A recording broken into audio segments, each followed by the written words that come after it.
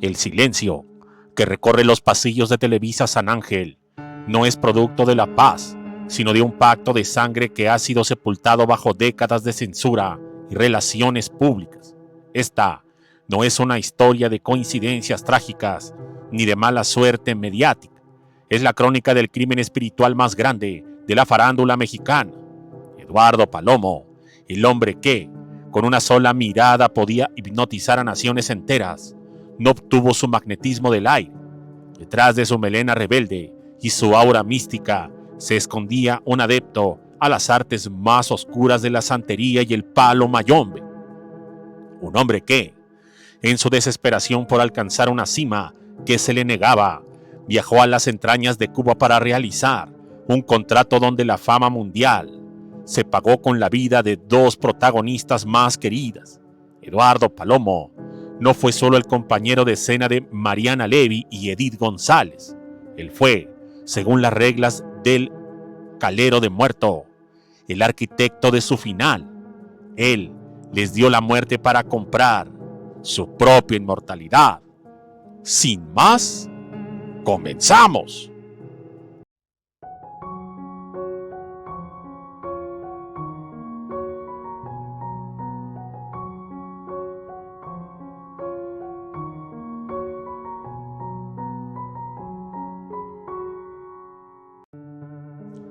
Para entender la magnitud de esta traición espiritual, debemos situarnos a finales de los años 80.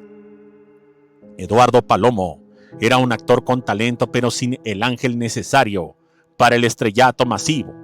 Frustrado por ver cómo otros galanes de plástico le arrebataban los papeles, decidió buscar en lo invisible, según testimonios de antiguos trabajadores de la industria que prefieren el anonimato. Palomo comenzó a frecuentar los barrios más cerrados de La Habana y de Matanzas.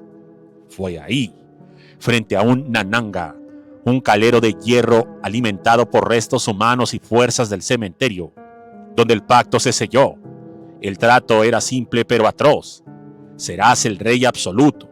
Tu nombre no se olvidará en 100 años, pero para sostener esa corona deberás entregar el hache, la energía vital de las dos mujeres que te ayudarán a subir el trono.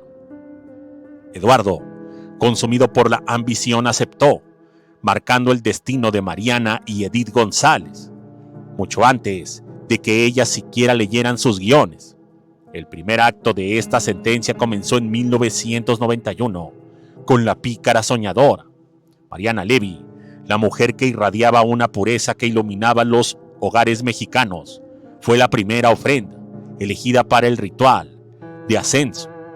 Cabe mencionar que para esto Eduardo ya se había muerto. Palomo no la miraba con amor, la miraba con un recolector de almas. Durante las grabaciones, testigos afirmaban que el ambiente en el set era extraño. Eduardo solía encender tabacos en su camerino y realizar rezos en una lengua que nadie entendía. Se dice que robaba objetos personales de Mariana, un pañuelo, un mechón de cabello, un resto de maquillaje, para depositarlos en su resguardo personal. Cada vez que ellos compartían una escena de romance, Palomo estaba realizando un trabaz energético. Él florecía ante las cámaras mientras Mariana empezaba a cargar con un peso espiritual que no le correspondía.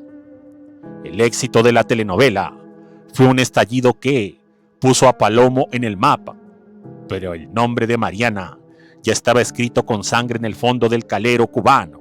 Ella fue la primer punta del triángulo mortal, marcada por un hombre que ya había venido y vendido su alma al mejor postor al inframundo. Pero el calero pedía más. El éxito de una sola producción no bastaba asegurar la leyenda que Eduardo deseaba. El pacto exigía una segunda corona, una más grande y poderosa. Así llegó 1993 y el fenómeno mundial de Corazón Salvaje. Aquí, la elegida fue Edith González. Si con Mariana fue un robo sutil, con Edith fue una batalla de titanes. Palomo encarnó a Juan del Diablo, con una fuerza que no era humana, parecía poseído por una entidad que lo hacía irresistible. Pero detrás de esa química electrizante se escondía el ritual de marcaje definitivo.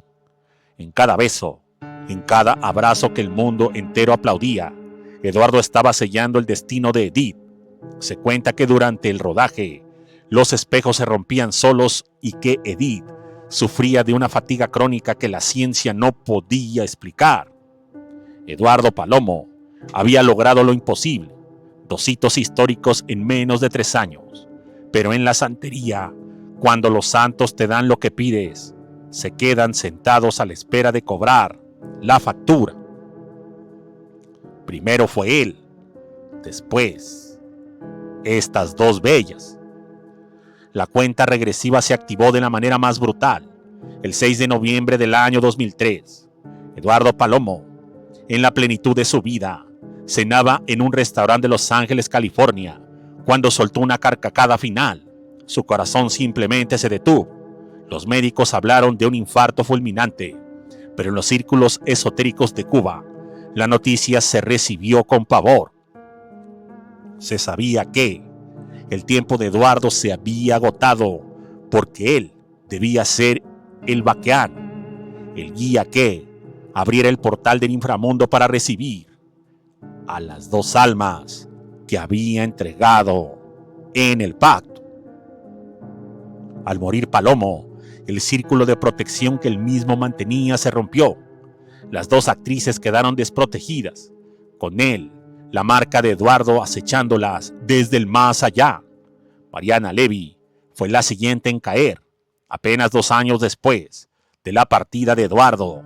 Esto, en el año 2005. Su muerte fue un calco de la de Palomo, un paro cardíaco súbito provocado por un miedo paralizante en una situación que ni siquiera llegó a consumirse violentamente. Ella vio la sombra de Eduardo llamándola desde el umbral. Finalmente, el círculo se cerró con Edith González en el año de 2019, tras años de luchar contra una enfermedad que parecía tener una voluntad propia y maligna, una enfermedad de muerto, según los paleros. Edith partió para completar el triángulo: 3 muertes, 3 paros cardíacos, 3 vidas unidas por un solo pacto en Cuba. Eduardo Palomo les dio la gloria en la pantalla, pero en las sombras de la santería les arrebató la vida para asegurar que su nombre nunca fuera olvidado, convirtiéndose en el verdugo eterno de sus propias protagonistas. Esta es la verdad que el tiempo no ha podido borrar. En el altar de la fama, la sangre de las reinas fue el precio del trono del rey. Cabe mencionar que Edith González, antes de morir, se había enterado del pacto de Eduardo Palomo. Por ello, utilizando las mismas armas, trató de alargar su vida. Sin embargo, el trabajo de brujería era muy poderoso y aparte, era demasiado tarde. Muchas gracias y hasta la próxima.